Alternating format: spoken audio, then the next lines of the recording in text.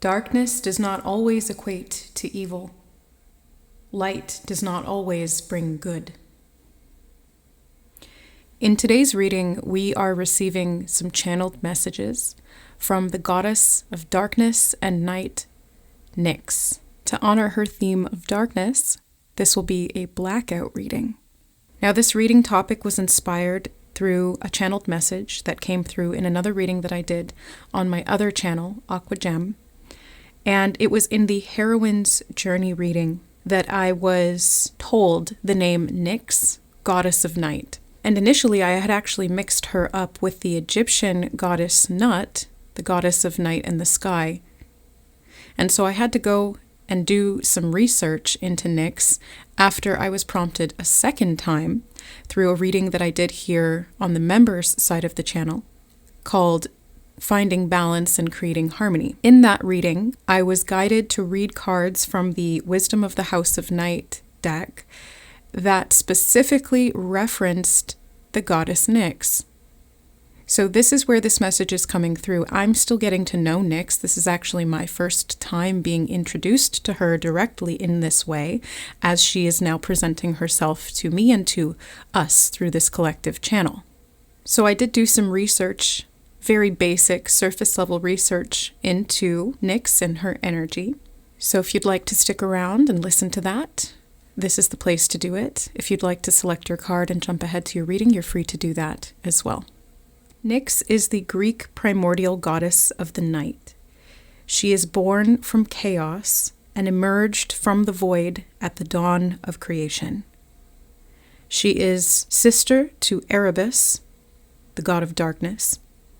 She has many children, some of which are Ether, light, Hemera, day, Thanatos, death, Hypnos, sleep, the Fates, Moirai, Moros, doom, and Eris, strife. Nyx controls the cycles of day and night, and even has influence over gods themselves, and was said to be feared by Zeus. She presents as a winged goddess, or riding a dark chariot veiled in mist. She is sometimes portrayed with a dark veil over her eyes as well, symbolizing the experience of this sightless darkness. She represents the vastness of night and embodies hidden, mysterious, and subconscious themes, and is a source of inspiration through providing access to hidden truths, mysteries, and the exploration of the unknown. This can present through mysteries of the cosmos, the inner being, or the inner cosmos. Signs and symbols of Nyx are night, the sky, stars, moons, owls, mist, and I also added crows and ravens as I was seeing these in connection to her. She's also associated with veils, darkness, and the dark of night.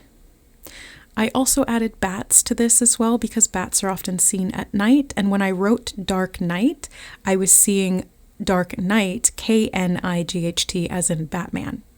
And that was like, oh, well, maybe bats are associated with her as well. And then I also channeled some crystal associations that may resonate with the goddess Nyx. And the first one that came through very, very strongly was black onyx.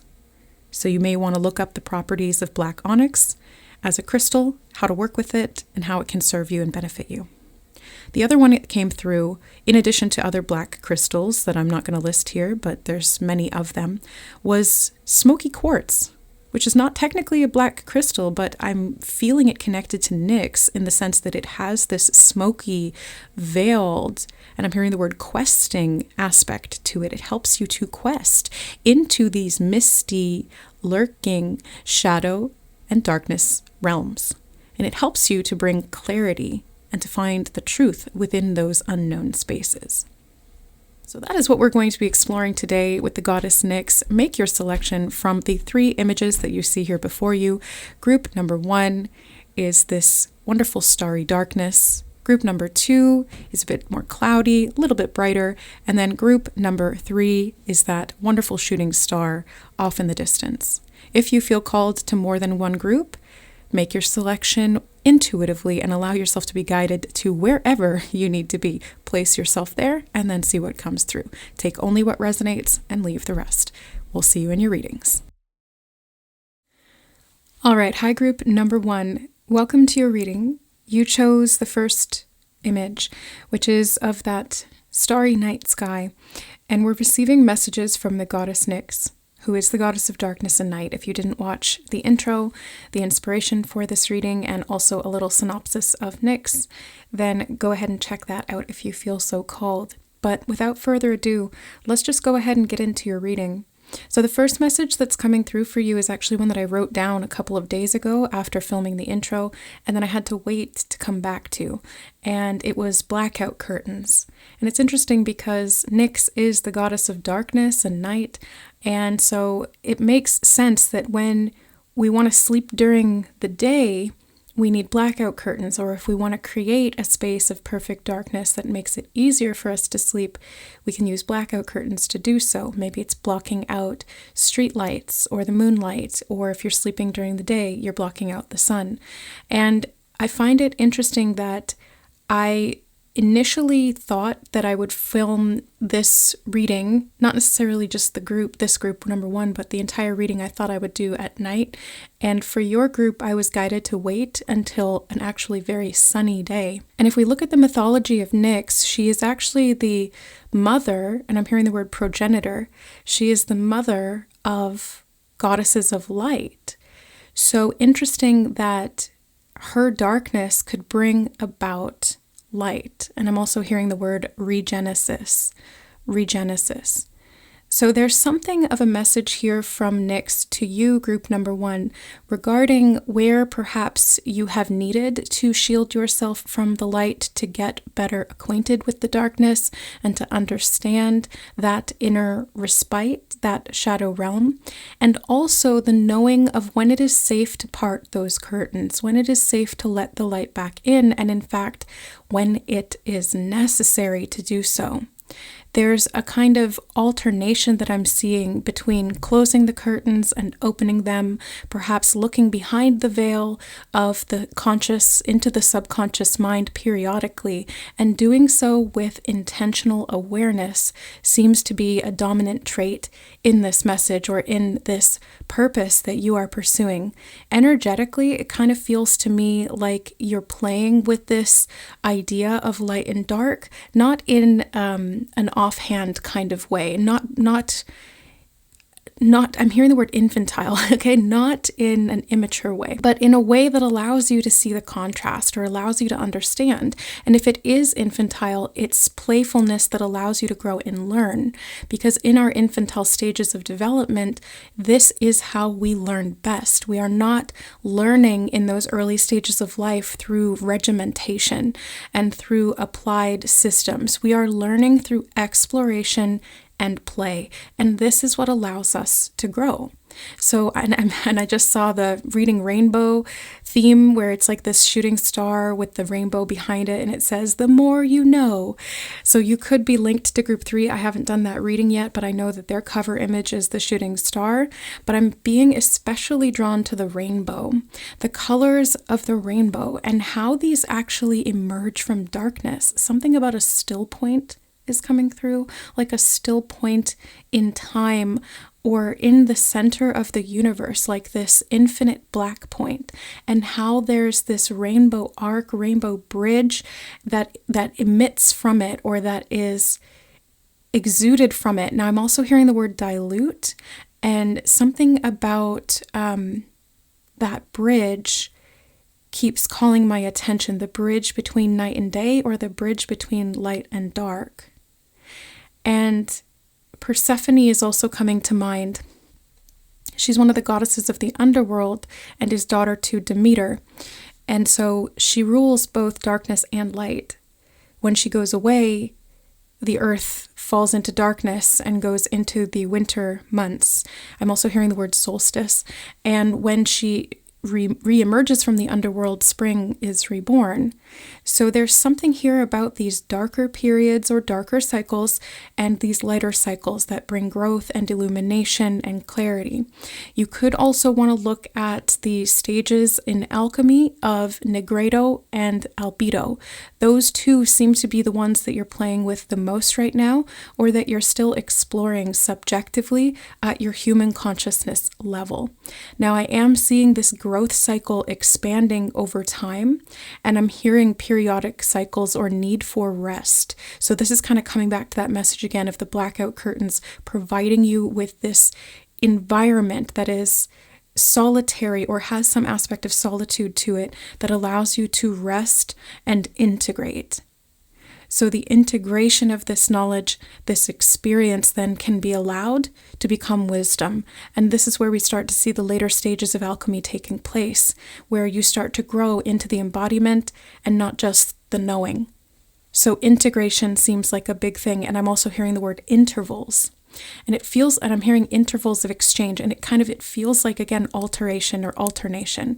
You're alternating between light and dark. You're alternating between in and out. You're alternating between this void point, this still point, and this area of action.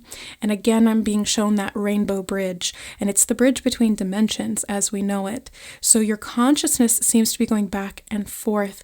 And I'm also seeing spinning, and it was triggered when I said the word consciousness. So your consciousness is spinning, spiraling in some way. Now, it doesn't feel like it's looping.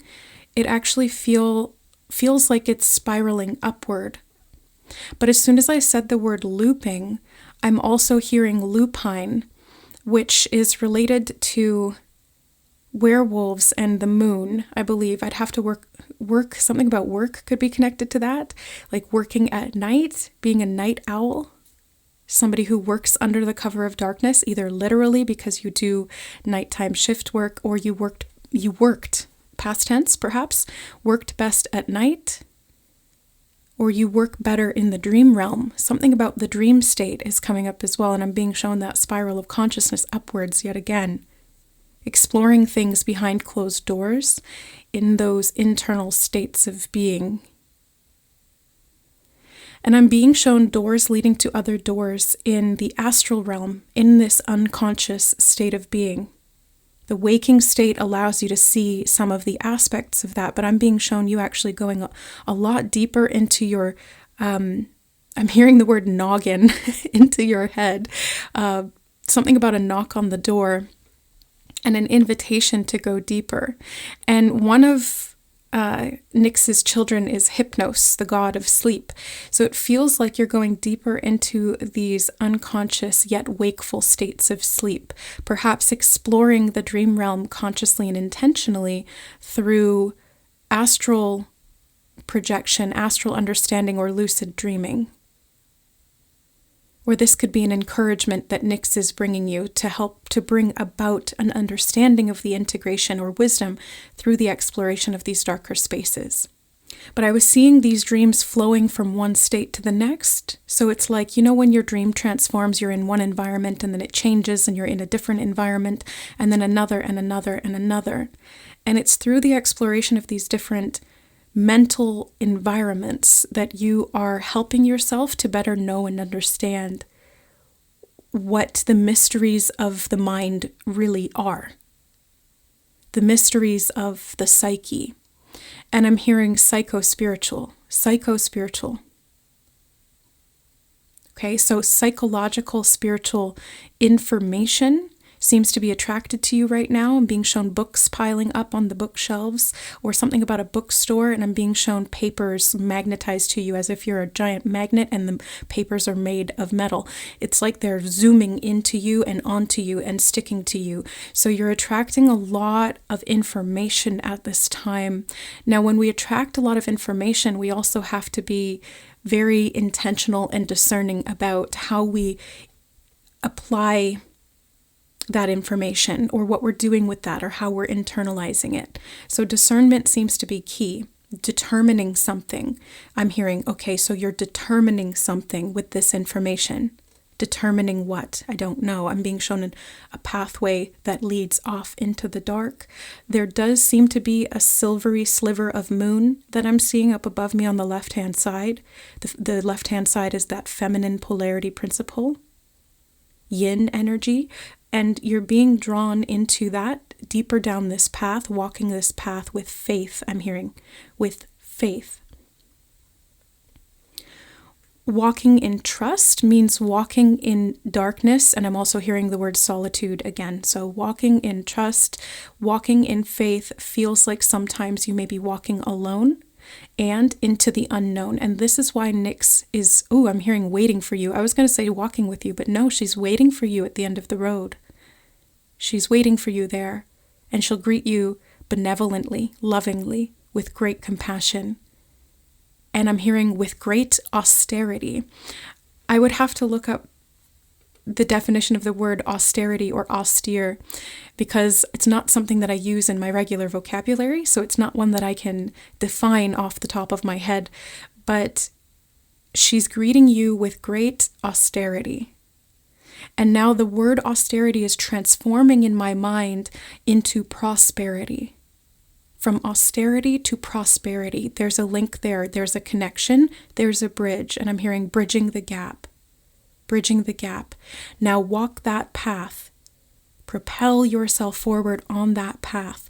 Into the unknown, you are exposed in your own zone. Your domain becomes known and owned by you alone. This is your zone. You are in the zone. Consciousness is focused and knows exactly where to go because this is your domain. This is where you are meant to remain, but not in vain or in bane. I'm hearing bane. Something about banality. Again, I'd have to look up that word, and banality and finality feel connected. Again, we have this interesting wordplay dynamic between words that sound similar but mean different things, but they're meant to be connected because there's links or bridges between them that through that level of understanding, you're bringing something to a close, the finality to something that felt perhaps futile or frustrating. You're able to own this space. And I'm hearing the spaces in between. The spaces in between. Something about false facades falling or crumbling, and I'm being shown them like stone bricks crumbling into dust, which then transformed into butterflies in the night. Butterflies in the night, not moths, butterflies in the night. And they're flying off into all of these different domains. And I keep hearing that word zones again, like zones of consciousness, different territories, different property. And I feel like they aren't just property in the physical sense, like the landscape or the environment. They're property in the ownership sense and in the qualities that they hold. And I keep hearing the word benevolent, and it's like the properties of this space are actually inherently benevolent, though you know them not. And because you don't know them, you fear them in some way. The subconscious is not always a pleasant place to rest or to be or to play, but it can be. It can be, and that's why you're sinking deeper into this, and I'm hearing aquatic zone, and I'm being shown you now as a scuba diver going down into the deepest, darkest, most unfathomable reaches of the ocean, these deepest depths within you, and I'm hearing kismet and concept, a kismet concept of this inner cosmos that resides deep in these subliminal, subconscious, submarine layers of the self. And I'm hearing fast forward, and then I just got shown a VHS tape, which is being fast forwarded into the future, into this later portion of the story. And then I heard finding fatigue, and I'm being shown two things really quickly. There was a man who was looking for gold or a coin, reminded me of the Page of Pentacles in the tarot. And then I was shown a niffler, which is a mythical creature in Harry Potter. And they're known for digging for treasure and being attracted to treasure. And I'm being shown you as a magnet again. Magnet and magnate are also coming through, and there's a bridge between those as well. phonetically connected, I'm hearing. Phonetically is how you sound it out. The sound of silence is also coming through, and I'm hearing the screech of an owl in the night, owls are known for flying silently because of the way that their wing tips are feathered. But I'm seeing this owl and hearing the screech, so they're making themselves known in the night. They can choose to be silent or they can choose to be loud, and I'm hearing providing benefit, and I'm seeing you walking down this path again. All right, now I'm seeing you coming up from the depths, out of that subconscious realm, back as the scuba diver again. And as you emerge, you're doing it slowly and intentionally. And I'm seeing you watching the bubbles, and it feels like they're thought bubbles now. They're not air bubbles in the water, they're thought bubbles in the mind.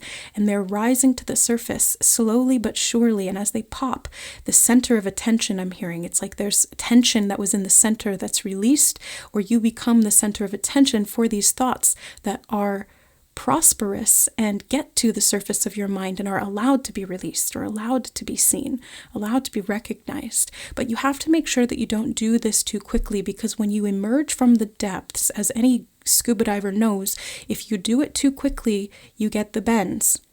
You get distortions to the mind. It can create psychosis. So in the psychological sense anyway, physically it's what is it, nitrous oxide or something, and nitrous something or other in the brain, and you have to give yourself time to decompress. And I'm seeing that here. So it's like you have so much, group number one, so much, and I'm hearing natural, so much that's coming up from under the surface. You're a natural at this, but it still requires time. It still requires time because the integration needs to occur. Otherwise, you get the bends, psychologically speaking. And so you need to give yourself that time. And I'm hearing making a way, and it felt like my heart became a magnet. Magnate. Again, Magnus, magnificent. And it's like that heart is made of gold. And I know gold isn't magnetic, but I'm seeing it be magnetically attractive in its vicinity. And it's emitting this beautiful golden light that has a misty, shimmering quality to it. And Nyx is also something about sodium, salt. I was going to say Nyx is also associated with mist, usually dark mist, but I'm seeing it here as this golden mist coming from the heart, the center of your chest, the fourth energy center. And something about the placement of that as a central beam or pillar is very helpful, in fact, crucial. I'm hearing crucible, and I'm being shown the 2 points of a cross where they meet in the middle. It's the central point. It's the notice board. I'm also hearing notice board. I'm being shown a cork board with all sorts of things, like a community center where everybody can come to pin a notice about what's going on in their life or the services that they're offering and what you can give to give back. The heart is the central notice board of the soul. And this is where all of these thoughts seem to be popping, bubbling up and arising and being centered in this heart chakra zone. And I'm hearing, make this your home, make it known. Communication is a side effect, I'm hearing, okay, and I'm being shown that screech owl again. So communication is a side effect of whatever it is that you are diving into and divulging as you swim through this inner space. And I'm hearing the void knows no bounds. The void knows no bounds. So you can swim through it infinitely. And it is a pleasure of presence to do so. Okay, I'm hearing lost and found. And I'm being shown a community lost and found. And a precious gift. There's a kitten in the box, actually. There's a young cat, a kitten in the box. And it's like you've lost something, you've found it, you get it back. There's great joy. And I'm hearing homecoming and make it your home once again.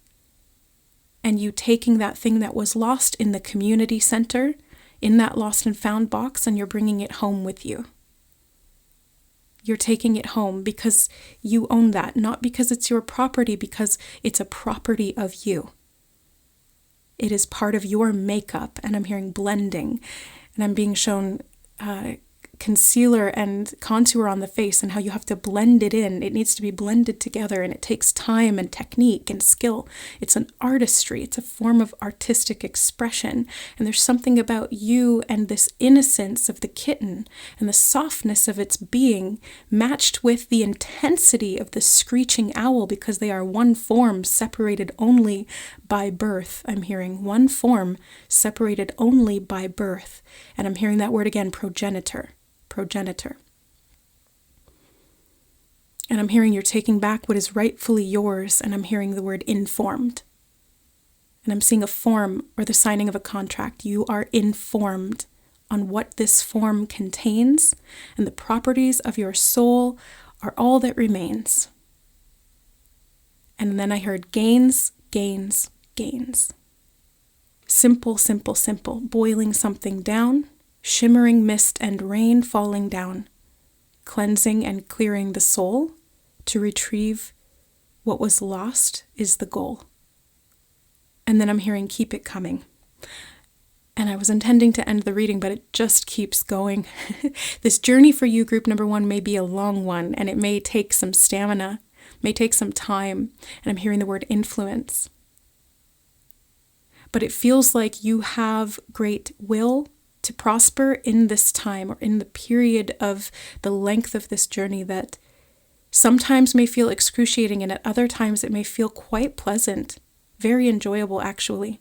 So again, you have this contrast, and I'm being shown that bridge again, and the scales of balance, creating balance, harmony, creating peace as a result. And then I heard, it's not your fault, it's not your fault. And something about a feathered hand. A feathered hand. Something about that feathered hand is connected to a wound of the father. Okay? A wound of the father. Whatever that means, explore it. Understand the dynamic within the self, how this manifests. The subconscious is going to give you cues and clues. So look within. Nyx is waiting for you at the end of the line. And she will be very pleasant and benevolent to meet. Very sacred. There's a humbling presence that I'm also getting here. A humbling presence. A star in the sky calls you home, North Star.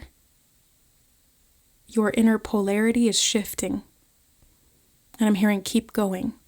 Keep treading this path. Though it is unknown, though it is dark at points, the sun comes out, the light emerges. Keep going. When it disappears, keep going. And I'm hearing when you hear the call, and it is that screech owl crying in the night. So when you hear that call, keep going. You are close. And I'm hearing your brethren draw near. Something about brothers and sisters born of the one creator, and I'm seeing them all coming. As you hear the screech of the owl, they come closer.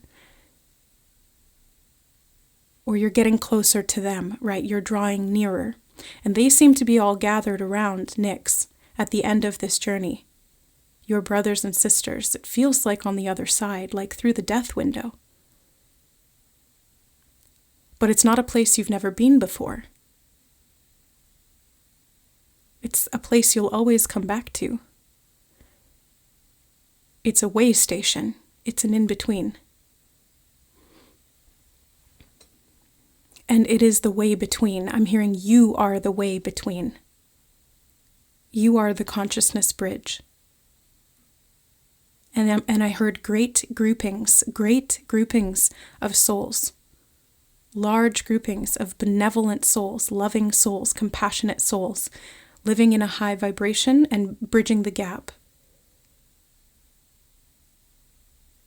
And I'm hearing moving at speed.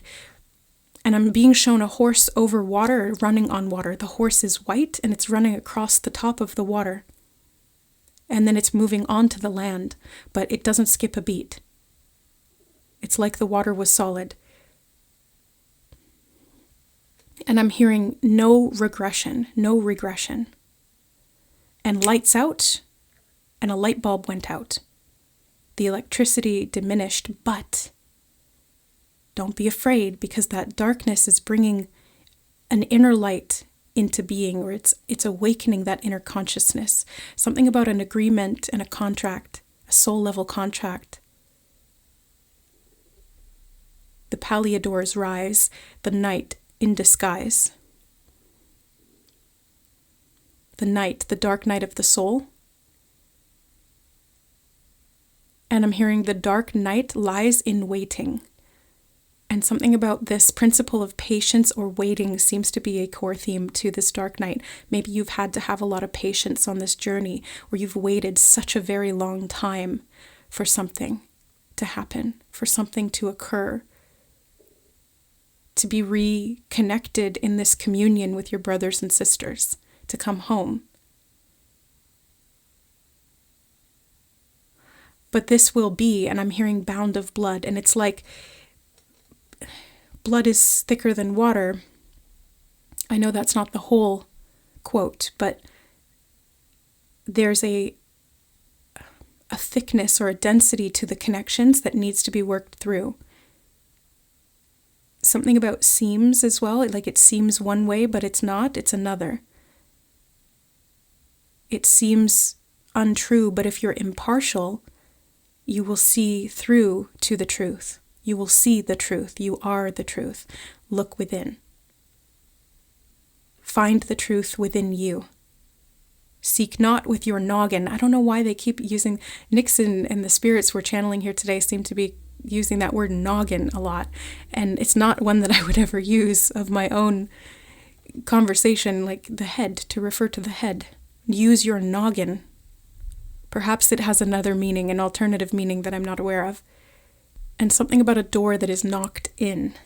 I'm being shown somebody holding hands, and I was shown a bouquet of flowers, and I was told a beautiful bunch, and hands clasped together feels like love, appreciation, romance. Sincerity is actually the word that's coming through. Sincerity. It's very sincere. And it's a bunch of people, or it's a community garden, or it's a flowers, a bouquet of different people that are arising like flowers from the earth, and they all have a unique smell, vibration. I'm hearing the word violets over violence. I'm hearing, okay. It's like, it's reminding me of when protesters put flowers or daisies in the guns of soldiers in World War II or the Vietnam War. I can't remember which one it was, but it feels like this idea of peace over violence. And it's through friendship, community, kinship, love, blood bonds and connections that transcend the physical reality, that actually are exhibited and exuded through the essence of the spirit. Blood is much thicker than what we give it credit for. I don't know what that means, but that's what's coming through. Blood is much thicker than what we give it credit for. And it can achieve all things. And something about bonds through time, contracts and placements is coming through again. And escape or escapism, and it's not an option. It's like to get out, you have to go through. You have to go through on the through road. That's the path. And I'm being shown that you can't stray from the path, and that's a good thing, and that's okay. Because anytime that you kind of feel like you're off the path, it's like you have this magnet inside of you that pulls you right back onto it, whether you realize that or not.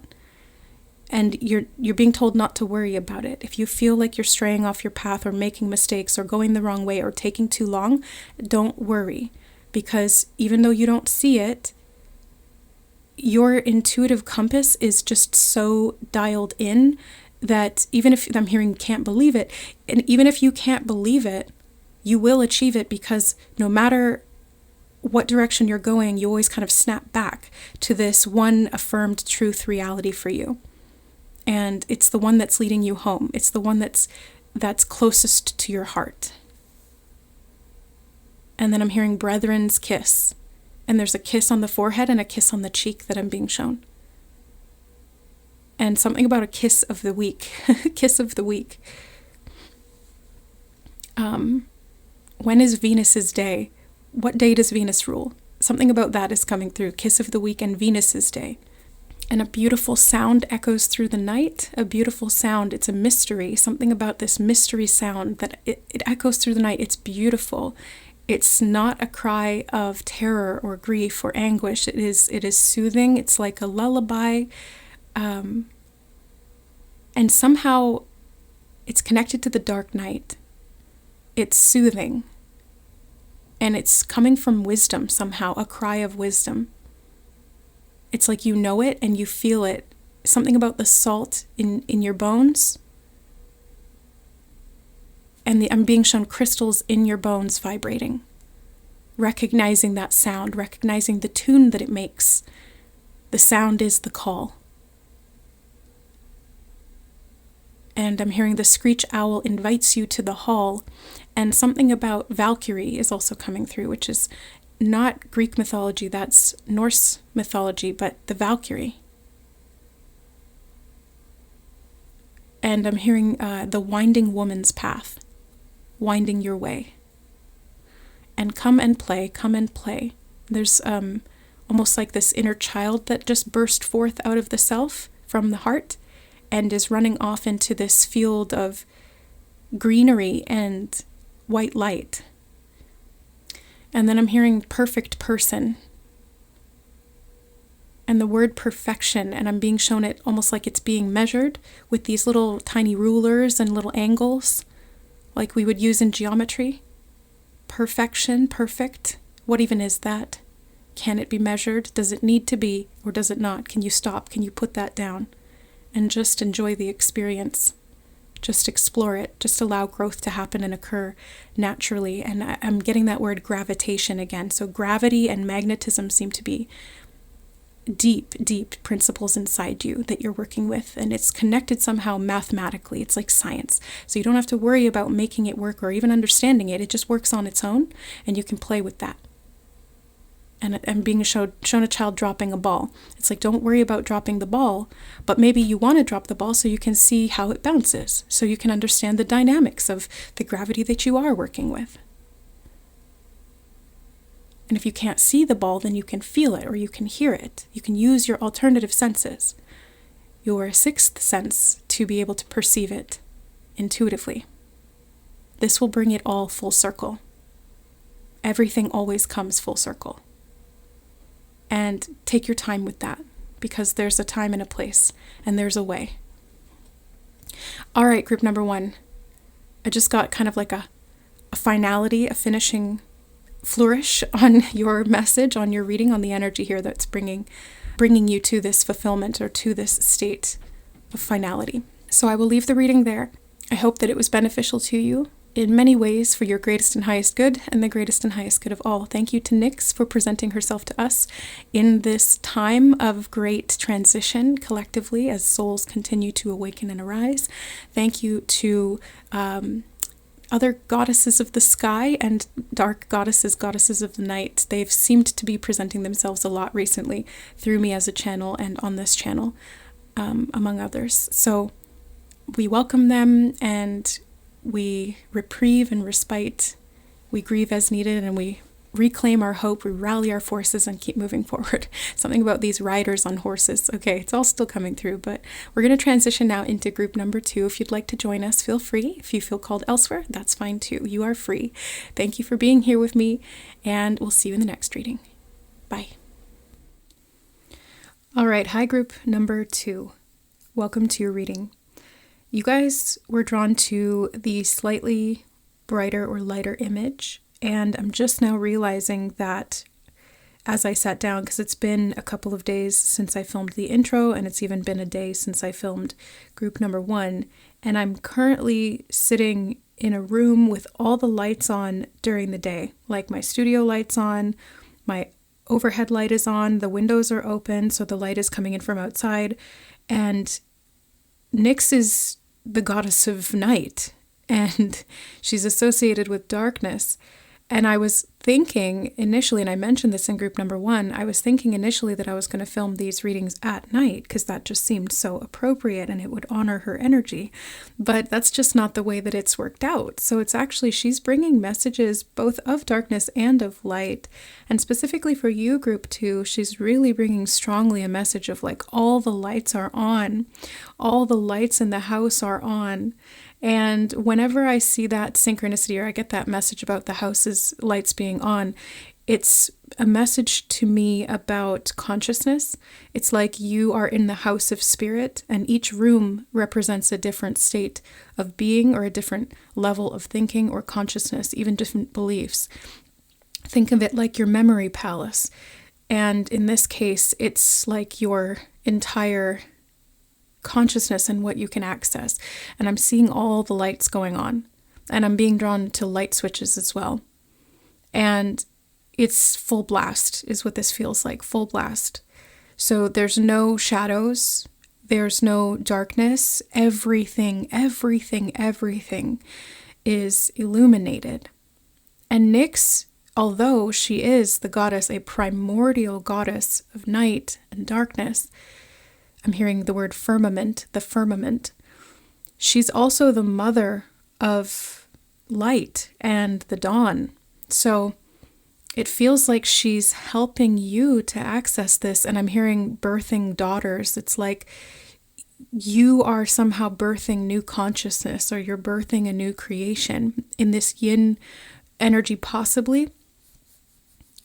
And I'm hearing something about feng shui as well. Feng shui, it's like you can turn on all the lights in the house so you can see the dimensions of the room properly, or the dimensions of your mind and your consciousness properly, so that you can move some things around, so that you can orient yourself within this particular space. Something about spatial awareness is coming through, and you have a better understanding of what needs to go where. And you can see all the areas where there has been clutter piling up, and I'm hearing for generations. So this is you going into these deep recesses of your mind, or these forgotten hallways that have led to rooms and passageways that you completely, I'm hearing misremembered. It's like you forgot that they were there, or you misremembered how to access them. And you're getting back to them again, because as all the lights come on, you can better navigate. And I'm seeing you, and I'm hearing the word before, I'm seeing you walking through this house. It's like a mansion, and it was all sleepy and dark and kind of dusty, and it was a bit decrepit before. And I'm seeing you walking around in that house with a flashlight. And I'm hearing the word torch. Hecate could also be connected to you guys. I did a reading for her a couple weeks ago, or a month ago, or whenever it was a while ago, but Hecate came through, and I'm feeling Nyx and Hecate being associates. Like they work together because they work in the same domain. They're colleagues, if we want to look at it that way. And they see themselves as equals. And I'm seeing them working together to support you in understanding and working through the darkness by bringing light through which you can see and navigate. Now I'm being shown a compass, a golden compass in your hand in exchange for the flashlight. So it's like you gave up the flashlight because you got to a certain point in the house where you found the electrical circuits and you were able to turn them on again. Now they're a bit rusty. There's a lot of dust on the lights, and so you kind of had to go through this house of the mind and clean things up. But as you've done that, you exchanged that flashlight for the compass because you no longer needed the individual torch. You now had the access to the sort of inbuilt light system. Like I'm seeing the light body in my mind, the light body. And you're now using that to navigate. And I'm hearing as a tool. So you're using this inner light as a tool to be able to navigate. Now, I just saw a swimming pool, something about a swimming pool, but it's not in the backyard, which is where you would expect it to be. It's actually in one of these rooms. There's a swimming pool, and it's very deep, but it looks shallow. That's the way I'm seeing it. It looks like I can see to the bottom, but as I'm looking at it from the side, I can tell that it goes very, very deep. But it doesn't look dark. Again, there's something about like there's no darkness.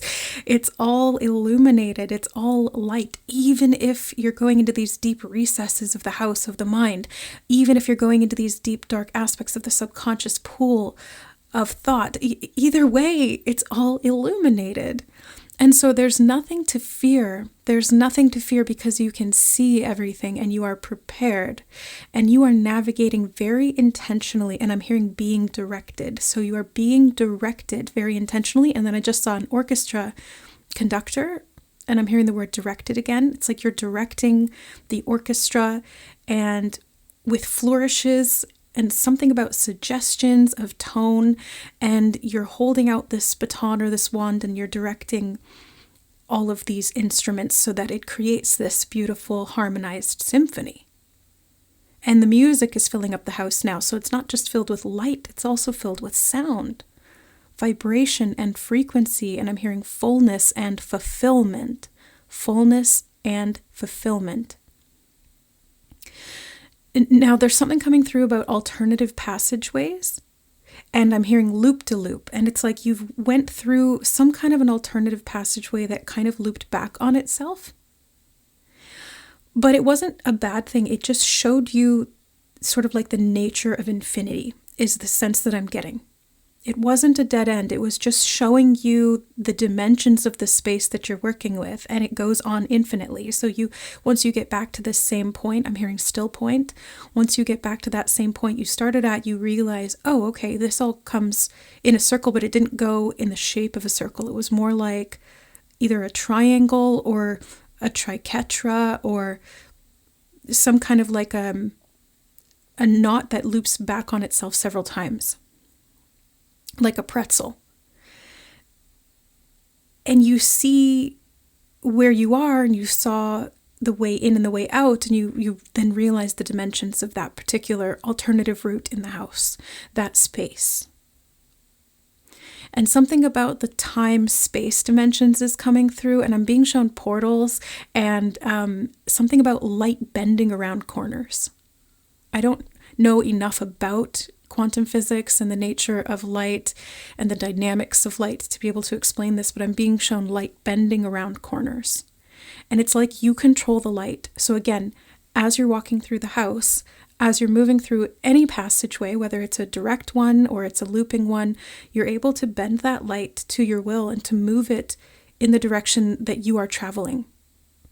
And you're able to then see. It's illuminated all around you, and you are also illuminating the space. Now I'm hearing the word benefactor. And the word benefiting is coming through as well. So maybe you're a benefactor, or you're benefiting in some way from the exploration of this space. And I'm hearing the word suite. At first I thought that it was like a suite in a house, a separate suite, a different domain, but I also kind of got this sensation or this tingling on my tongue, and it made me think of sweetness, the taste of sweetness. So maybe there's a location, a zone. I think zones came up in group 1 as well. I can't remember now. I'd have to go rewatch it. But yes, it did actually. Now that I'm saying that out loud, it did.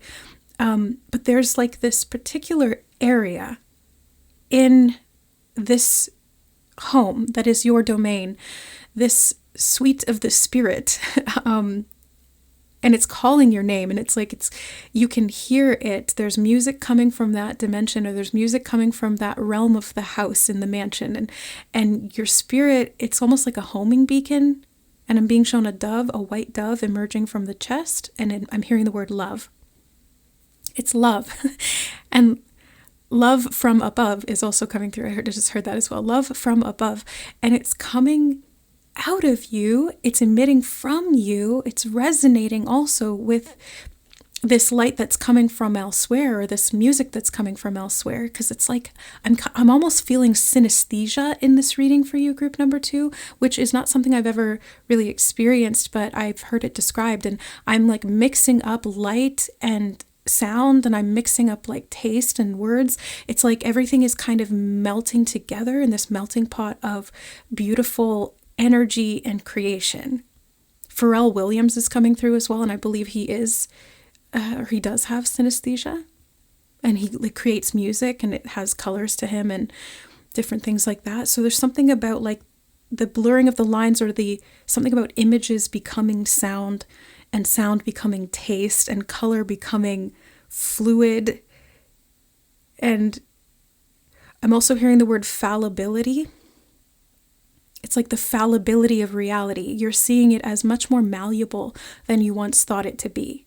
Like you thought it was a straight line, you thought light could only move in one direction, and now you're seeing that it can curve. Or you thought that color was only this one way, and now you're seeing a different color, and it's like an awakening. This is really what it feels like. It's like you're seeing You've had the color red described to you for so many years and you thought you understood what it was, but then you see it for the first time like a blind man opening his eyes, seeing the color red and experiencing, more importantly, experiencing the color red, because it's not just about the seeing of it, it's the receiving of it and the processing of it, the exploration of it. The taste, the touch, the feel, the sensations, the thoughts that are evoked from it, everything that's attached to it or explored through it is now accessible to you. These are the different rooms of the house, and specifically the suite of spirit. And I'm hearing bound by time, and something about a brotherhood of dimensions, like how all of these dimensions are connected. And Nyx is coming in now strongly all of a sudden, because I kind of forgot that we were doing a Nyx reading. As I get into the channeling mode, I just get so into the stream of consciousness that sometimes I forget what we're even doing because I'm just channeling so hard. But Nyx just presented herself very strongly. She's right here. She's like in me, through me, as me. And I can feel this power emanating. Like she's one of the most powerful gods or goddesses I've ever connected to. And it's almost like too intense. Like the power surge that she brings is very highly vibrational. I can just feel it pulsating through me. And she's helping you to access this suite of spirit. Now I'm hearing the word lullaby. That also came up in group number 1. You don't have to watch it if you don't feel called to it, but I'm just seeing the connections between things because that's what my mind does. And making connections and being able to see patterns, like pattern recognition. I'm hearing Pallas Athena, and I did channel that out in a reading the other day. I looked it up, and it is about pattern recognition. So being able to see these things is connected to the suite of spirit. There's something about that, and you're able to see things now in multiple different ways, or you're able to play with things. Like the light and the energy of creation is much more malleable to you now. It's not so rigid, it's not so stuck, because you're able to move between these different spaces much more fluidly, much more easily. And I'm hearing the word breathless. And then I just felt like I needed to stop and breathe. So yes, it's all very exciting, and it can leave you a little bit breathless. You know, it catches your breath in your throat because you're in awe of this realization, or in awe of this experience, or the magnitude of it, the power behind it and within you.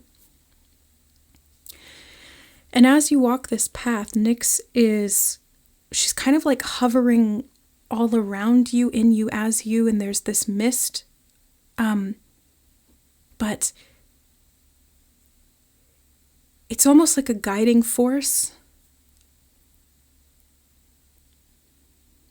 And I'm seeing a guiding post off in the distance, and it's kind of like at the edge of the hallway moving to the left. And I'm seeing Nyx go, like, you can go that way if you want to, but over here is something else. And she's kind of like wagging her finger, like, what are you going to do? Which one are you going to choose? Or don't go this way, go that way. And it's up to you.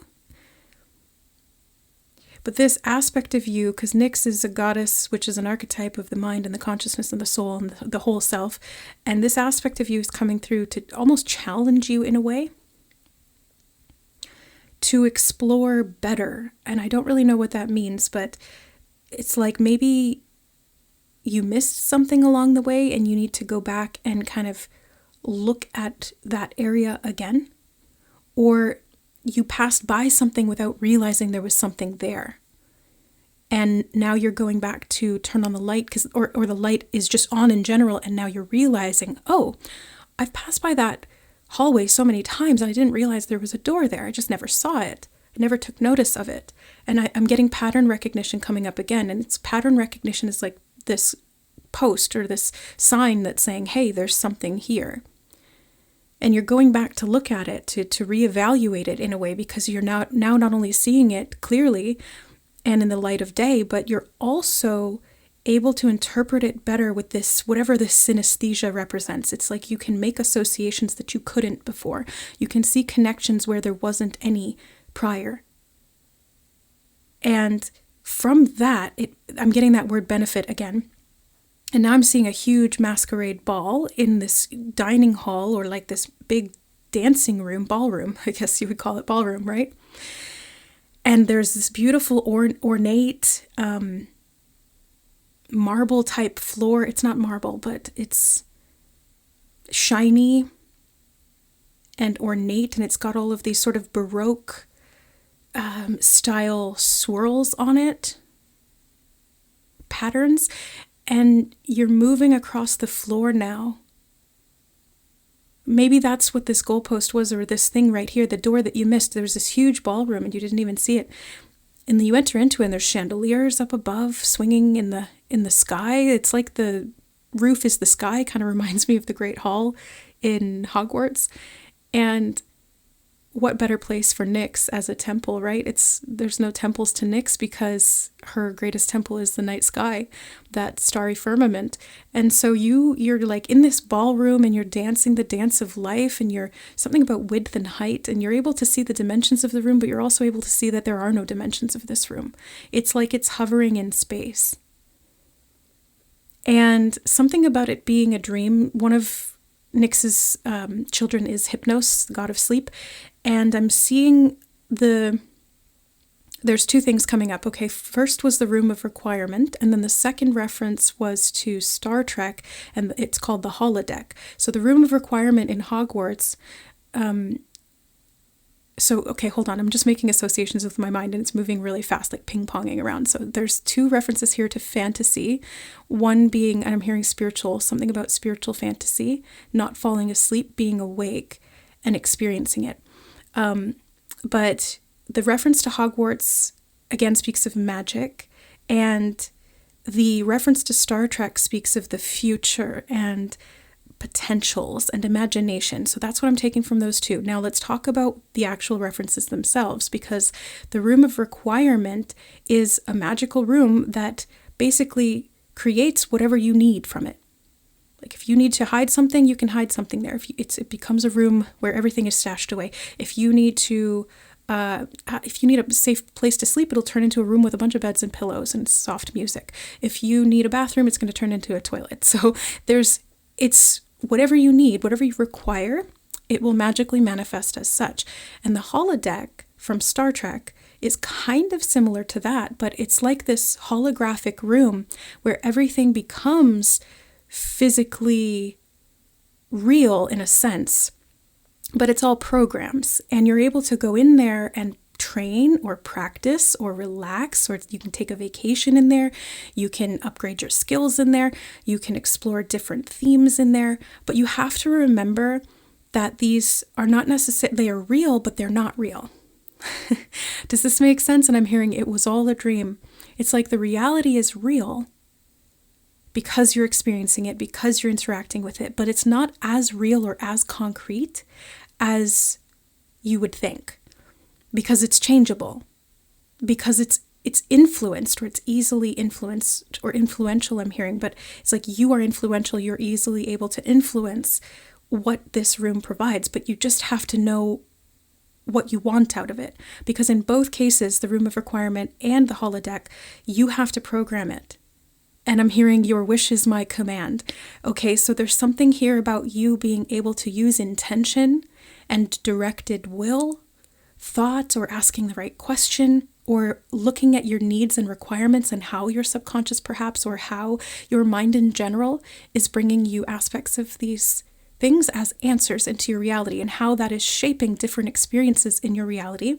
And again, back to pattern recognition, how you're going to be able to interpret that, and to work with that, and to apply that even at a much larger, broader sense, being able to apply what it is that you're seeing in terms of feedback from your quote-unquote reality, and being understanding of the fact that you are influencing it, you are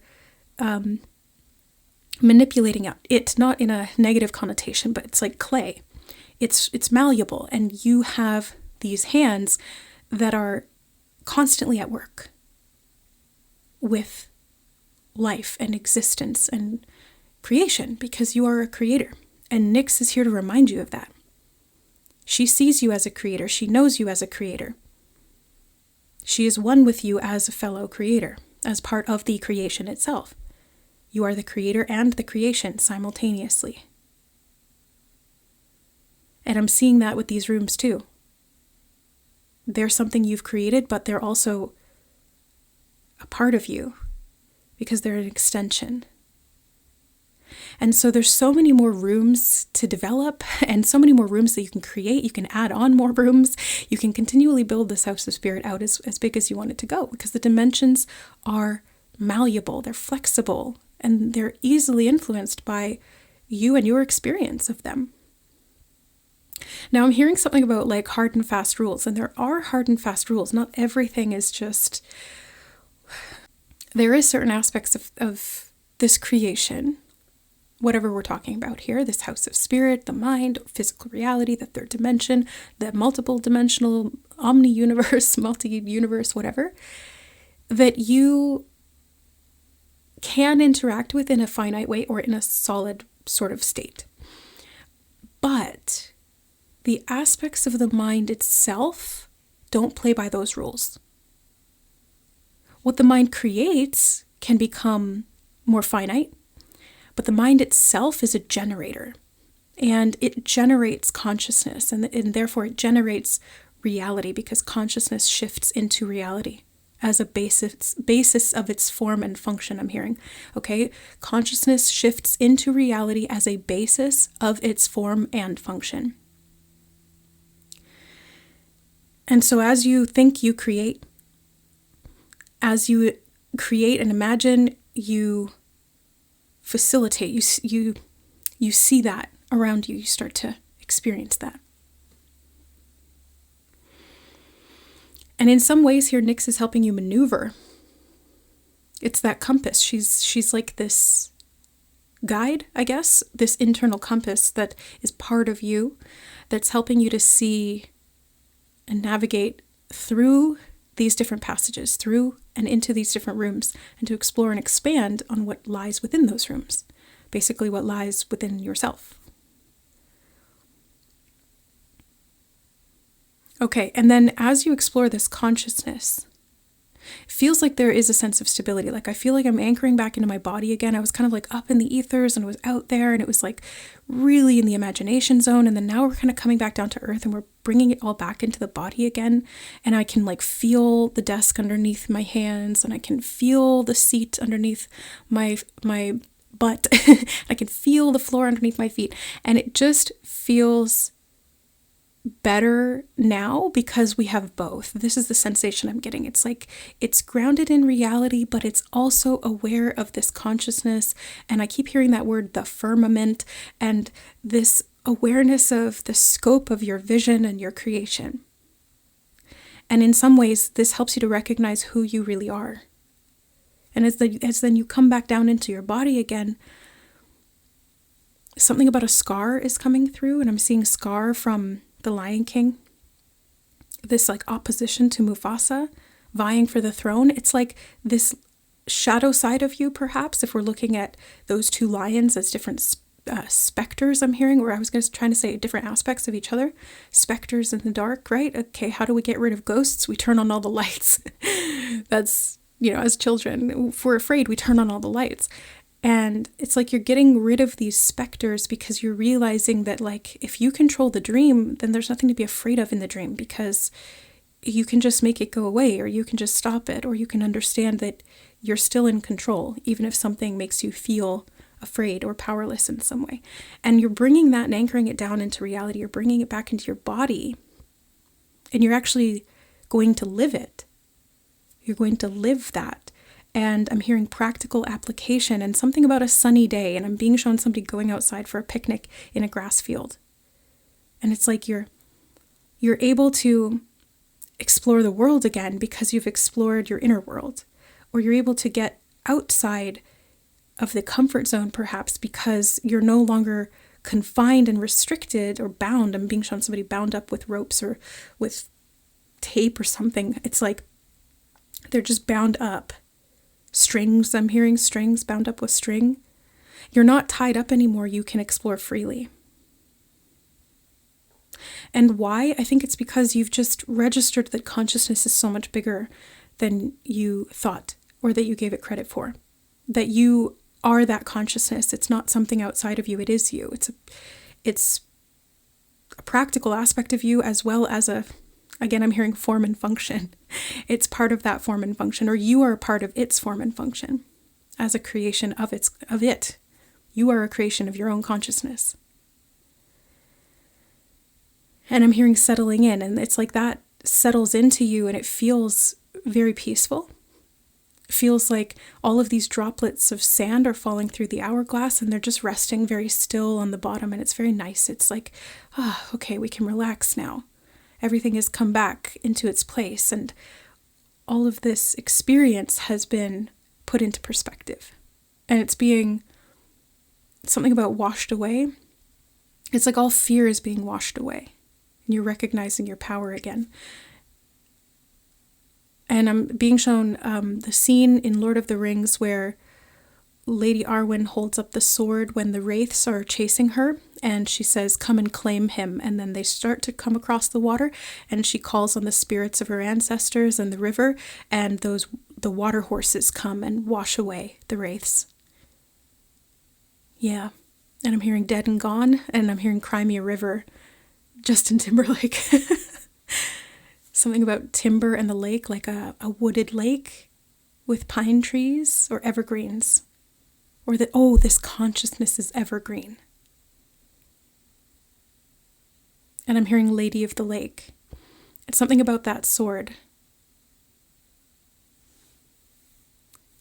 Lady Galadriel is also coming through. So more references to fantasy, more references to, I'm taking this as like imagination. The Lady of the Lake is a reference to the story of King Arthur. And both are those also references to sword in association with water. It's like Ace of Swords, Ace of Cups energy. Actually, 10 of Cups I'm getting, okay? Ace of Swords and 10 of Cups. Beautiful. Oh yeah, the 10 of Cups, kind of like a picnic. I did see that, picnic in the sun.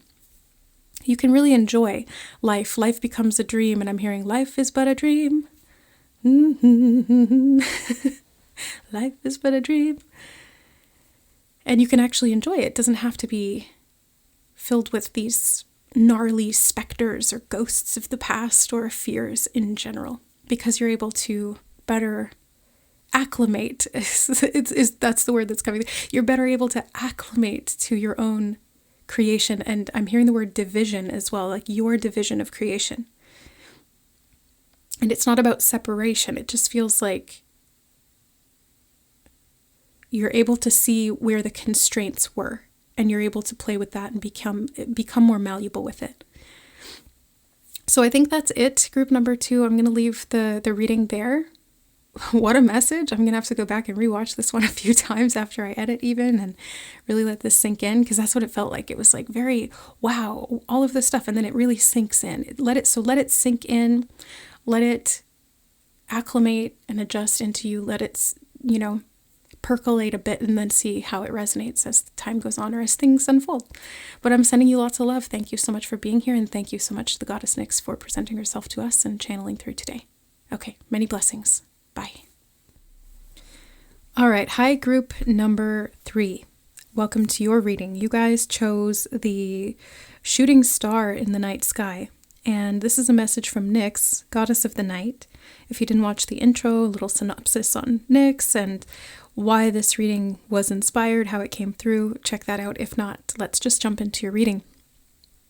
So, obviously the shooting star is what's standing out to me the most, because it's a flash of light in the sky and it's very obvious. And what's interesting is that when I sat down to do your reading, I pressed record, but I must have hit the camera button instead, because it flashed and took a photo.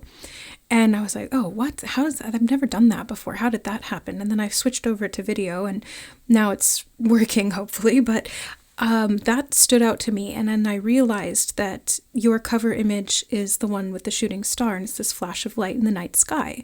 And then I got the photo thing where it flashed. So there's something about a flash of awareness, or a flash of light in the darkness, or something that's very, very noticeable to you. Like you can't help but see it, or you can't ignore it. Now, this flashing light, I'm being shown strobe lights in a discotheque or like a club, like a dance bar. It's like there's maybe even like a pulsing sort of quality to these flashing lights where I'm hearing Kanye West, flashing lights. And it's like you can see something only for a split second when that light is illuminated. It's like it takes a screenshot or a snapshot of that point in time, and then it echoes into your eyes is what I'm being shown. It's like it's pitch black and then you get this flash of light and it's all illuminating, but it's kind of like burned into your retinas and you can't unsee it. Like you can't help but see it. But at the same time, it's still difficult to see other things because when the light is not flashing, it's pitch dark, pitch black. And on the other hand, when you get an image burned into your eyes, it's really hard to see anything else. Like when a flash goes off on a camera and you get kind of dazed by the light. It's like it leaves like that cast, that shadow in the eyes. So like, you stare at a light and then you look away and now you can't see the center of your vision because there's just this big blob of light that's left over. And it's something like that, like something in your vision has been distorted. Oh yeah, okay. That's why I have a card here that says vision on it from the Wisdom of the House of Night, which was one of the inspirations for this reading. And we're going to talk about that. We're going to read that from the book. I'll take a picture of it so you can see the image as well. It's a woman standing in front of the moon. And so there's something here about like maybe your scope of vision or your ability to retain some kind of vision or this flash of light that distorts your vision, maybe even something to do with lunar consciousness. Now, what's also interesting is that this vision card says Aphrodite on it. And I was like, oh, that's interesting that Aphrodite is coming up in a Nyx reading. It's not uncommon for certain gods from the same pantheon to present themselves in similar readings. They're both Greek gods, but as I went down the rabbit hole of learning about Nyx, because I'd never been introduced to her before, I was not familiar with this particular goddess, and until she channeled through in an alternate reading that I did, and then came up again through the Wisdom of the House of Night, I wasn't sure who she was or what she was or anything. And as I went further down this rabbit hole, I actually discovered that in some mythology, Nyx became or transformed into Aphrodite. And so Aphrodite, this goddess of love and sexuality and beauty and fertility and abundance, is actually linked to this primordial goddess of night and darkness. Isn't that interesting? So I feel like we need to read the vision card from the House of Night. It's number 8. Whoops. So let's do that. So it says, when you choose this symbol, it means that no matter what you lose in your life, something better will replace it. One day in my House of Night, there will be a young, beautiful woman who will lose her mark, but gain great vision into the future. Even if a loss feels devastating at the moment, you still have so much to gain. If your question is about the future, choose another card. The magical vision that you will receive here gives you the temporary power to see the future as a vast place full of possibility and potential. Your next card will provide insight into the conditions ahead of you. To know the future is to be prepared. And then as I read the line, pull another card, if your question is about the future, I saw the moon card in the tarot, in my mind's eye. And she is standing in front of the moon in this card. Aphrodite is standing in front of the moon. And the moon card is about the unknown. And Nyx really helps us to explore the secret passageways of the unknown. So I'm seeing you attempt to grasp something conceptually about the future or what is to come, but it's difficult. And I'm hearing shade of annoyance. That's an interesting phrase, shade of annoyance. It's like in some ways there's frustration because the future is this amorphous blob of nothingness. It's so intangible. It's it's got all this potential to be anything that it could be, both in the light and in the dark. Things that we fear and things that we anticipate or desire, they all exist and reside there in this quote-unquote future. But we can't grab onto it, or we can't see it, or if we do get a flash of it, then it may, even if it comes through as inspiration, I'm getting something about inspiration coming through, but even if we do get a flash of it, sometimes it's blinding, and it's like maybe it distorts how we see in the now and may alter our path in the now. So do we really want to see into the future? Do we really want to or need to? I'm hearing protect. Do we want to predict? I meant to say predict. So predict and protect. And I'm seeing a pterodactyl, which is the past, like deep, distant past. But flying through the sky, so like these objects that fly through the sky, the meteor, the pterodactyl, the moon doesn't technically fly through the sky, but something about these objects in space or in the air, the element of air or the quality of air. But there's like a somewhat of an attachment to prediction as protection and preparation. Or the idea that if I can predict something, then I can prep for it and I'll be prepared and therefore I'm protected. But Nyx, in her very subtle, graceful form of Aphrodite, is coming to you gently and saying, you need to put that down. Because being too focused on the future, or by contrast, too focused on the past, and the past being a predictor of the future, may not be serving you at this point in your journey. Sometimes it does. Sometimes we need to analyze the past. We need to see those patterns, because if we don't know our history, then we may be doomed to repeat it. But I'm not seeing that here. I'm seeing you kind of being split or in two minds, and being in I keep hearing the word shade. In one side, you're focused on the past and maybe even analyzing that to prepare. And then on the other hand, you're looking to the future and trying to analyze that to prepare. But neither of them are satisfactory. Neither of them are truly satisfying, because they don't actually give you anything. At least not in the now. They're just distractions. They're kind of pulling your focus and separating, dividing your vision. They're kind of fracturing your vision. And I'm hearing splitting. And so there's something about focusing into the present, grounding into the present, becoming prepared in the now by, I'm hearing being humble, okay? So it's like Spirit is kind of like Nyx and Aphrodite are coming and kind of humbling you and being like, hey, it's okay to just be in the now. It's okay to prepare in the here and now, not for anything negative, but just like allowing chance to take its shape, I'm hearing. I don't know what that means, but allowing chance to take its shape. Maybe you lost a lot and that was very devastating for you. And so there is like this almost self-protective mechanism, this trauma response that's saying we need to prepare, we need to predict, we need to equate what happened before with what could happen again so that it doesn't happen again. It's, in a way, it's an adaptive sort of healthy mechanism to try and protect yourself, but in another way it's maladaptive, because if it goes too far, it splits your vision from itself, and that is detrimental. It unfocuses you, it scatters your energy, it causes more anxiety than it's worth. And the quote from Newt Scamander is coming through in Fantastic Beasts, and he's like, why worry? Then you suffer twice. There's no point in worrying, you just suffer twice.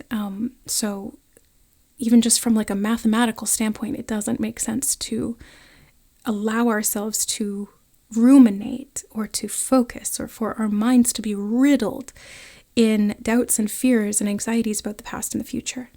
Because all we have control over is the now. This is the only moment that shapes our destiny. So I'm seeing Aphrodite coming in, and I keep hearing the word humble from her. So it's like she's coming in to humble you in some way, and in a loving, compassionate, motherly type of way. Like, it's okay. It's okay. You don't have to worry about aging. You don't have to worry about failing. You don't have to worry about loss or death. You don't have to worry about these things, because some of them are inevitable, and that's fine. You don't need to necessarily prepare for them or ward them off or fend them off like you're constantly in a fight. Sometimes it's just about graciously accepting things and focusing on what you do have in the moment right now. And it's a little bit kind of referring to, I'm getting this sensation of like an attitude of gratitude. It's allowing yourself to be in that gracious, grateful state simply because it anchors you into the moment. It gets you into the present, and that is the preparation that you need. That is what's actually going to prepare you in a way that facilitates massive growth, much more abundance, and this graceful attitude seems to really help you flow through life in a way that you're able to face your fears without doubt clouding up or shadowing your mind or blinding you. And it feels like you've had this contrast, this extreme intense contrast between hope and doubt. It's like a flash of hope that's blinding, and then a doubt that's black as the void and dark as night. And it's just alternating between those two. It's quite intense.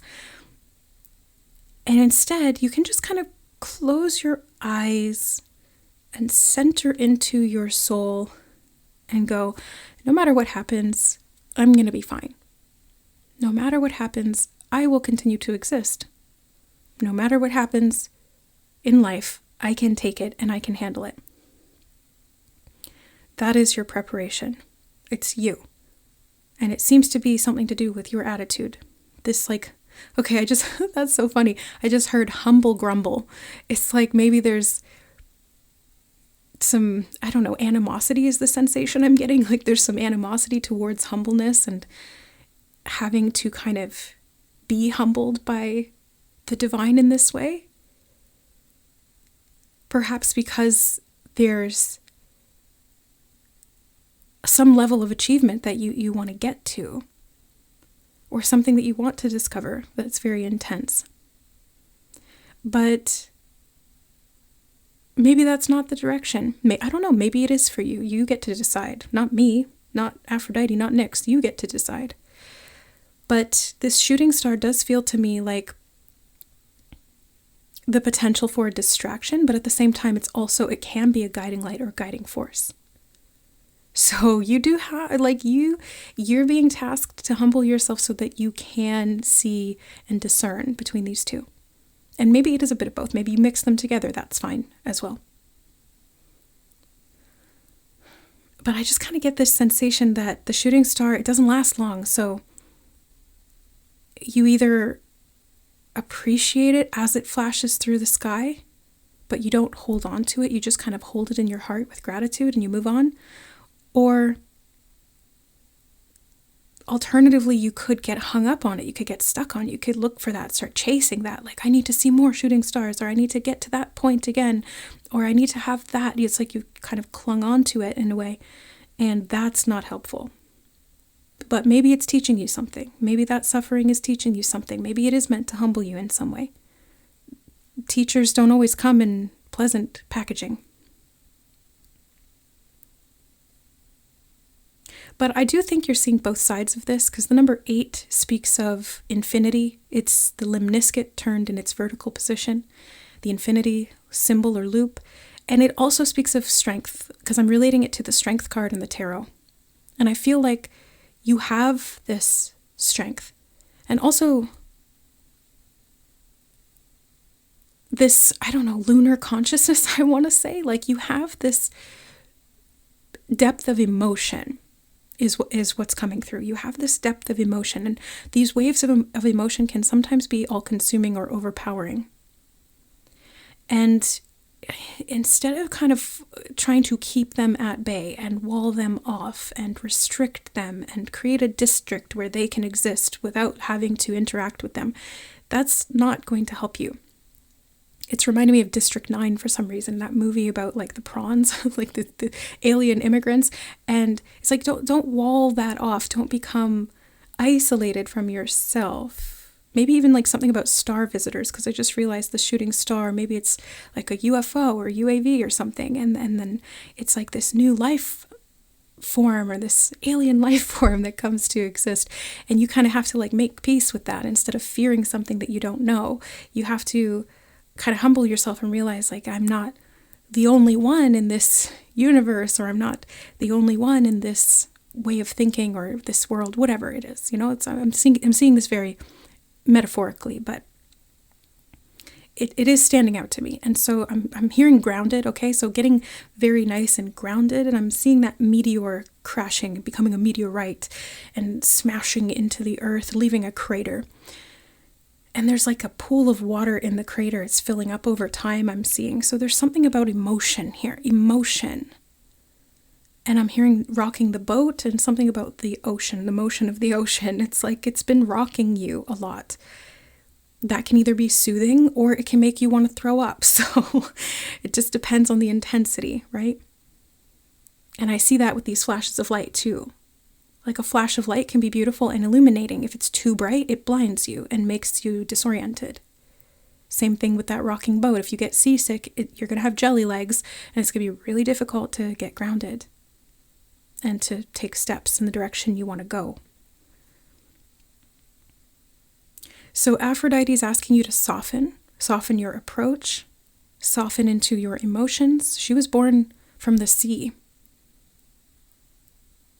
And I'm hearing pearl of wisdom, and there's some kind of like the clamshell is opening and there's a pearl of wisdom inside that comes from being humbled by these extreme differences in polarity or these contrasts of experience. The deep past and the emotional future, that's what I just heard. The deep past and the emotional future. And how you've maybe been clinging on to one or the other or both. And so now it feels like revelation. All of a sudden I got this like huge crown chakra expansion, and it feels like the whole top of my head is growing 10 sizes and everything is becoming much bigger. The consciousness is becoming bigger, and it's not like big head as in ego, although maybe because we had those references to humble so many times, so maybe it is. But the way that I'm feeling it is more so like expansion, understanding, and there's a certain level of gravity to that. I'm also hearing the word association.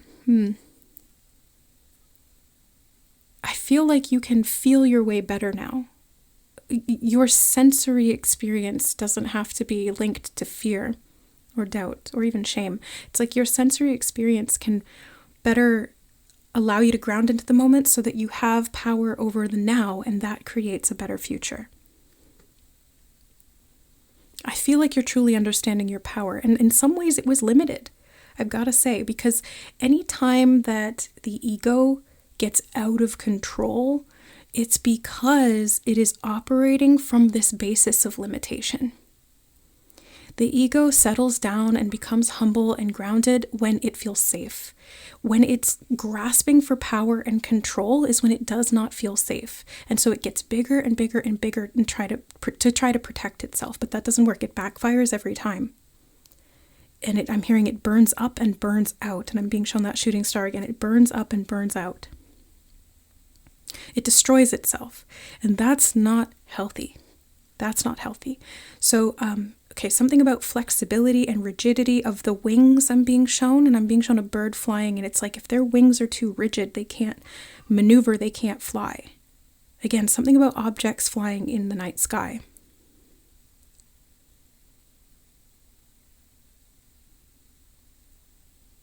And I think that you have some choices to make here, and I think that's why there's some anxiety, or there's potentially, it feels like a threat, is because you may be at a sort of choice point in your life where you have a lot of options and you need to decide, and there's pressure around that. Or if you don't have something physically pressing on you to make a decision, it could be internally that you're feeling something coming, or you're sensing something coming intuitively, and you're like, okay, I can feel that something needs to change in my life. I don't know what it is, but there is something. And that inner call seems to be shaping the direction you're moving, but there's some like limitation, fear, or anxiety around it. So like in this moment, let's just sit together and let that come up to the surface, because when we do it together, it feels less threatening. And maybe that's why Nyx has decided to present to you group number 3 as or through Aphrodite, because it's like there's 2 of them now, and there's 2 of us now. Like you're listening to this and I'm here with you. across space and time, and we can settle this, like we can get this out and not have to worry about it anymore. And part of this is connected to manifestation, and I'm hearing speak it into existence. So maybe there is something that you do want for the future. Maybe you haven't let yourself acknowledge that, or maybe you haven't wanted to want it. But if you speak it into existence, you can create that. But again, it's not about what comes of it. It's what you're stating and declaring in this now moment. It's what you're doing now that matters most. Not about what comes out of it. It's the experience of the now that has the power. I just keep getting that. And something about the roots. So root chakra and crown chakra are connected. It's the consciousness embodied in the physical. So there is something that you're needing to anchor here. There is something that you're needing to get grounded with so that this shakeup or this massive change in your life doesn't feel like such a struggle. Because I'm getting that. Like, I feel this energy of massive change. There's a choice point. There's decisions to be made. And I do feel that struggle, that internal struggle that's taking place. And then I just heard might is right. And I'm being brought back to the number 8 and how that's connected to the strength card in the tarot. And interestingly, because might is right is all about force and force of will and like brute strength. But that's not what we're talking about here. Aphrodite doesn't represent that. Neither does Nyx, actually. Nyx isn't a ruler who rules with brute strength or force. She invokes fear in a lot of people because she's like silent and dark and unknown. And Aphrodite doesn't inspire fear, I don't think, unless it manifests as jealousy or something, or vengefulness. But Aphrodite is gentle, peaceful, beautiful, calm, sweet. People desire that. But the strength card in the tarot is a gentle woman dressed in white, similar to the vision card, the Aphrodite imagery that we see. And she's gently holding a lion's mouth. She's not slamming it shut with brute force and conquering, dominating the beast. No, she's understanding it. She's being gentle with it. She's holding it. So it feels like in this case, the beast is the ego. And instead of forcing the ego to stop, because that's coming from ego itself, and that just makes it worse, that's the ego starts destroying itself, then you just have to understand it and be gentle with it, play with it, get to know it, trust it, let it trust you, trust these different aspects of yourself, And from that, there's a settling. From that, I'm also hearing the word initiation. Okay, that's coming through, and I'm being shown a gateway. So from that, you're able to move beyond something here, and you are being initiated into the quote-unquote future. But it's all still just potential. So what matters most right now is you. You are the absolute. You are the absolute. You are the concrete. This is where your power is. Take that and use it wisely, use it gently. And fear, you will be free from fear. I want to say free from fear, but maybe you need to pay a fee to get through that gate. And it's the fear. You need to give up that fear. You need to give your fear to the gatekeeper so you can get through. Okay. Yeah. And on the other side of the gate, because I'm seeing like these beautiful silver gates, we did have the pearl. It's reminding me of pearly gates, but they're looking silver to me. And you're passing through the gates, and there's this massive ocean landscape that I'm seeing. And I don't know why I want to call it a landscape, because land is land, water is water, but it's an ocean landscape. And I can see the waves, but they're not raging. They're fairly calm. And something about come hither eyes, okay? I don't know, that's very Aphrodite. This sensuality or seduction. And I'm seeing you looking into the surface of the water. It's reminding me of Narcissus, okay? So beware of like falling in love with yourself in a futile sort of way, like the ego becoming too vain. And I'm hearing beautification. Don't be too obsessed with that. Like, humble yourself. Your body doesn't really matter. It only exists for a short period of time. And your consciousness lives forever. So like, that's what's beautiful. Work on that, molding that. But it's like this story of Narcissus and how he drowns in the water because he's cursed to be obsessed with himself and he can't get enough of himself. He starves and then drowns in the water because he can't let himself go. So there is something of the ego here. It's not saying that you are narcissistic, not saying that you have those qualities, but this is maybe an archetype that you're exploring, that your ego is letting you see, and it's being vulnerable with you. So if anything, we should appreciate that, because the ego does not do that often willingly. So it is definitely something to be grateful for when your ego says, hey, we're kind of working with these themes of, well, me and my insecurities and these shadow parts and fears and narcissism and things like that. Like this is what we're working with. We all have aspects of that in the ego. And it's nothing to be ashamed of. It's just, don't let it rule you. And this is why we explore it, because then you have the power, not the ego. And now I'm seeing your vision becoming very, very clear. Very, very clear. And there's no more separation. There's no more split in consciousness. There's no more, I'm hearing the word divulging, okay? There's no more distortion, and you've really exposed everything to yourself. You've really divulged the truth to and about yourself.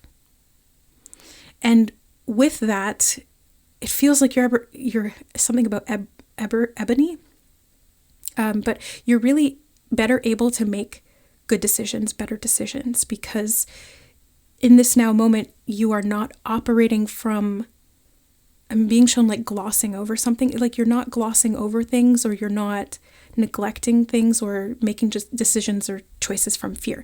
I'm hearing just and justice. You're able to take action in a way that's more gentle, and yet with that genteel nature, oh my God, so much more powerful. So much more powerful. It's not about brute force. It's like this grace and acceptance. And Kitty is for confirmation, and Kitty's coming in to the reading.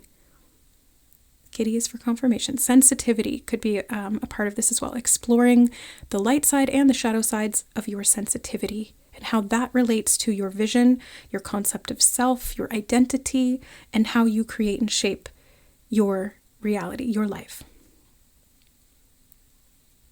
That's where you're going to determine your own fate. Yeah.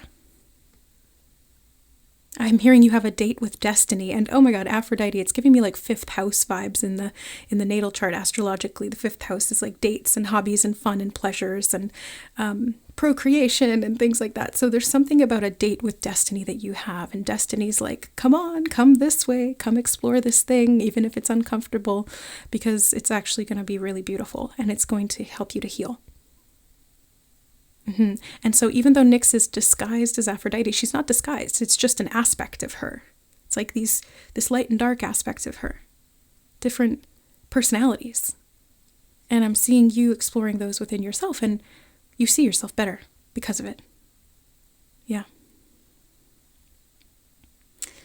And then lastly, there's something coming through about the crashing open of the gate. It's like you'll hear it. I don't know what that means, but the crashing open of this gate.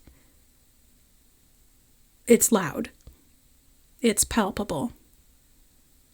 And something about being personable. And I'm seeing a bunch of other people coming in now. So it's like there is associations with other people. Could be in love or romance, because that's kind of implied there with Aphrodite. But at the same time, it doesn't have to be. So it's just kind of like there's other people, other associations, other groups somehow that are coming up now. And it feels like it's connected to what you're creating, or I want to say what will benefit you in what you're creating. And then I'm being shown calculus, and I heard the word calculating, and there's like all these math numbers flying at me. And I'm feeling like the strategy here is the best strategy that you can employ is authenticity. Just being open and vulnerable with yourself and others, not allowing the ego to kind of mask or hide things. Letting yourself be open, especially emotionally vulnerable in safe quarters with the right people. And it feels like as you move through this gate, that's where you find those people, those groups, those associations where you can really just kind of let your guard down, be yourself, and face some of the inner darkness and light and not be blinded by it. And other people aren't blinded by it either. They're able to accept you, even if it's just for a split second. It's very healing. And then I'm hearing prosperity. I'm seeing a cornucopia, something flying by, pigs flying in the sky. When pigs fly, it seems like this is impossible, but it happens. Or it's like a potential for you. Pigs also relate to prosperity, abundance. And I'm hearing purposeful pursuit.